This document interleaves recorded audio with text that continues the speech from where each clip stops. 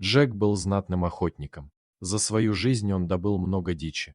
Но браконьером Джек не был, он всегда соблюдал правила охоты, соблюдал сезоны и лишнего не брал. Но в конечном счете, от вечно пропадающего в лесу мужа, жена все-таки ушла.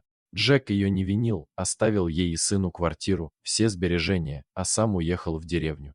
Когда сын подрос, Джек стал брать его с собой в лес. Благо бывшая жена была не против, чтобы они общались. Марк все лето проводил у отца в охотничьем домике. Мечтал сходить на охоту зимой, но не получалось. Мать не хотела, чтобы Марк отрывался от коллектива и в зимние каникулы к отцу не отпускала. Джек не настаивал. Мужчину радовало, что сын тянулся к нему. Как-то раз Джек пошел по делам в соседнюю деревню. Она находилась через реку. По дороге через мост идти было далеко, а если пройти напрямую через реку, то можно довольно хорошо сократить время в пути. Местные всегда зимой напрямую по льду ходили, а летом переплывали на лодке. Вот и Джек решил сократить путь, как все делают. Лед вроде крепкий, тонкая дорожка через реку указывала на то, что люди уже не раз ходили этим путем. Джек пошел, стараясь наступать там, где уже были следы. Лед, видимо, окончательно замерз. Недавно. От тяжелых шагов мужчины он немного пружинил. Джек старался смотреть под ноги, но краем глаза заметил, что неподалеку образовалась прорубь, а в ней что-то лежит и не шевелится. Не обращая внимания на осторожность, Джек побежал прямо к проруби. Каково же было его удивление, когда, подбегая, он увидел волка. Животное наполовину было в воде, лишь передними лапами держалось за край, а глаза были закрыты. Было видно, что волк выбился из сил и смирился со своей участью. Джек, недолго думая, достал нож и стал разбивать лед, образовавшийся вокруг животного.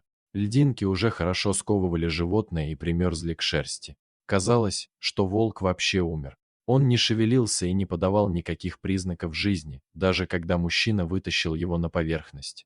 Джеку все-таки удалось нащупать пульс у животного и, взвалив огромного мокрого зверя себе на плечи, он, забыв о своих делах, помчался домой. Несмотря на худобу, волк весил килограмм 70, а может и больше. Джек чувствовал, как его силы утекают, но медлить было нельзя. Впервые Джек пожалел, что не поселился на краю деревни, до которой было еще 3 километра. И вот, наконец, добравшись, мужчина уложил волка прямо перед печкой. Подкинув дров и накрыв зверя старым тулупом, Джек переоделся, чтобы самому не заболеть. Нужно было как-то реанимировать волка. И тут мужчина вспомнил, как они с дедом лечили собаку. Надо было восстановить кровообращение. Он смочил в горячей воде тряпки и обернул лапы волка. К сожалению, грелки у него не было и приходилось довольно часто менять полотенце. Наконец, лапы волка стали теплыми. Джек не был любителем горячительных напитков, но водка была на всякий случай, в лекарственных целях. Он достал графин, смешал содержимое с черным перцем и солью и, открыв волку пасть, влил несколько столовых ложек. Через какое-то время мышцы животного расслабились, и он обмяк. Вскоре Джек заметил, как от глубокого дыхания равномерно вздымался бок животного. Джек тоже решил поспать, но потом представил, что будет, когда у него дома очнется пьяный волк. Оставив идею со сном, Джек заварил себе крепкий кофе и включил телевизор. Но, видимо, приглушенное бормотание телевизора и пробежка с нагрузкой по зимнему лесу взяли свое. Джек задремал. Проснулся мужчина от грохота. Волк согрелся, очнулся, попытался встать и уронил стоящий рядом стул. Животное таращилось на своего спасителя, лежа на полу. Волк показал зубы, но не зарычал. Джек понял, что зверь не может встать. Отказали задние лапы. Видимо, слишком долго он пролежал в воде. Джек довольно скоро вошел в доверие к животному, и волк принимал еду и воду, которую приносил мужчина. У Джека было 3 охотничьих лайки, которых он содержал в вольерах. Почувствовав запах дикого зверя, они сходили с ума и непрерывно лаяли. Поэтому переселять волка в сарай было нельзя. На каникулы приехал сын. На удивление, волк сразу подпустил парня к себе, позволил гладить себя по морде и ушам. Марк стал делать волку массаж и заставлял поворачиваться. Он видел такое в какой-то передаче. 10 дней он играл с волком, словно с собакой.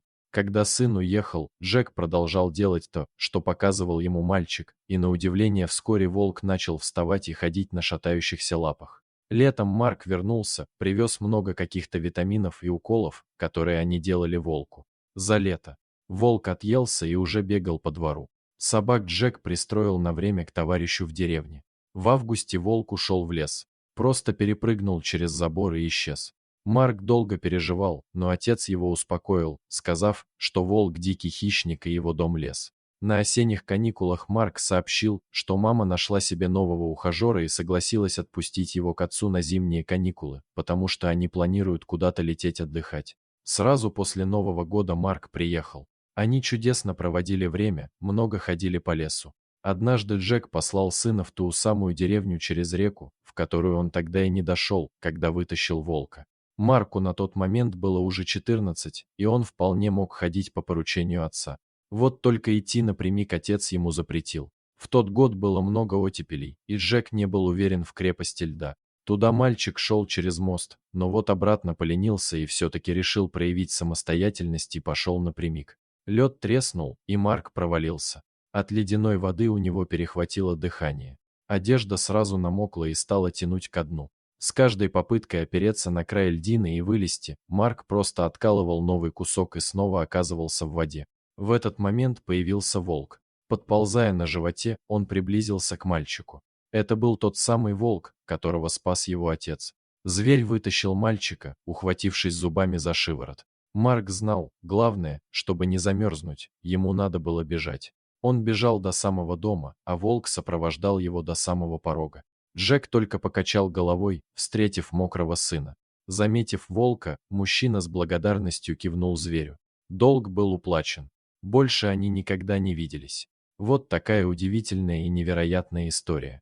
А вам спасибо, что дослушали до конца. Дорогие зрители, если вам понравилось это видео, то ставьте лайк и подписывайтесь на наш канал. До свидания.